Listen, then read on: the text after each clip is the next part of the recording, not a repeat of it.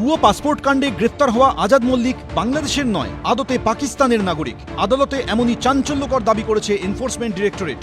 ED সূত্রে খবর, মঙ্গলবার সিজিও কমপ্লেক্সে এনআইএ এবং ইডি আধিকারিকদের বৈঠকে পাক নাগরিক আজাদ মল্লিক সম্পর্কে তথ্য বিনিময় করা হয়। বুধবার সিজিও কমপ্লেক্সে গিয়ে আজাদ মল্লিককে জিজ্ঞাসাবাদ করে এনআইএ। একাধিক তথ্য রয়েছে যেটা প্রুফ করে দিচ্ছে যে তার কিন্তু পাকিস্তানের লিঙ্ক রয়েছে এবং পাকিস্তানি ন্যাশনাল সে। এখানেই প্রশ্ন যে আরও কাদের সে জাল পাসপোর্ট তৈরি করে বাংলাদেশি সাজিয়ে এই রাজ্যে নিয়ে এসছে। পাসপোর্ট জালিয়াতি কাণ্ডের তদন্তে 15 এপ্রিল কলকাতা থেকে জেলায় অভিযান চালায় কেন্দ্রীয় গোয়েন্দা সংস্থা। সেদিনই উত্তর 24 পরগনার বিরাটি থেকে আজাদ মল্লিককে গ্রেফতার করে পুলিশ। ইডি সূত্রে দাবি, আজাদের মোবাইল ফোন থেকে পাক যোগের প্রমাণ মিলেছে। পাসপোর্ট জালিয়াতি কাণ্ডে ধৃত আজাদ মল্লিকের কাছে মিলেছে 9 দশকের একটি ড্রাইভিং লাইসেন্স, যার ঠিকানা পাকিস্তানের করাচি। ইডি সূত্রে খবর, এ নিয়ে এনআইএ-কে তদন্ত করতে বলা হয়েছে। পাশাপাশি খতিয়ে দেখা হচ্ছে আজাদ মল্লিকের হাত ধরে আর কোনো পাক নাগরিক এ রাজ্যে এসে নাম পাল্টে রয়েছে কিনা। প্রকাশ সিনহা, এবিপি আনন্দ, কলকাতা।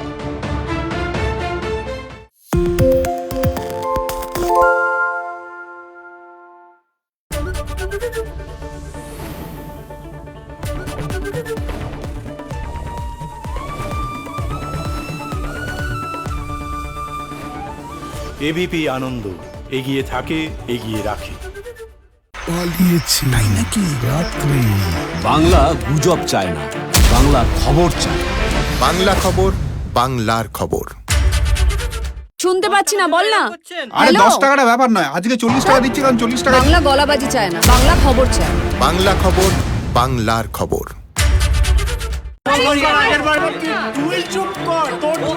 বাংলা ঝামেলা চায় না, বাংলা খবর চায়। বাংলা খবর, বাংলার খবর। বাংলা চেঁচামেচি চায় না, বাংলা খবর চায়। বাংলা খবর, বাংলার খবর। আরে চাটা দে। এই আমার একটা চা দেন। কি হলো আমারটা? বাংলা পক্ষপাত চায় না, বাংলা খবর চায়। বাংলা খবর, বাংলার খবর।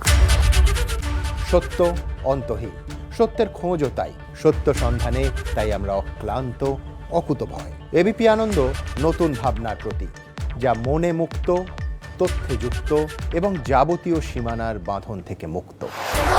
সীমা না শব্দটির মধ্যে লুকিয়ে আছে মানা শব্দটি, যেন চোখ রাঙানি এক অদৃশ্য বেড়াজাল, যা আটকে রাখে আমাদের এক ছোট্ট গণ্ডির মধ্যে। একমাত্র সঠিক খবরই গড়ে তুলবে এক মুক্ত সমাজ। সেই জগৎ গড়ার লক্ষ্যে কোনো সীমানার ঠুকুটি আমরা মানব না। এবিপি আনন্দ, এগিয়ে থাকে, এগিয়ে রাখে।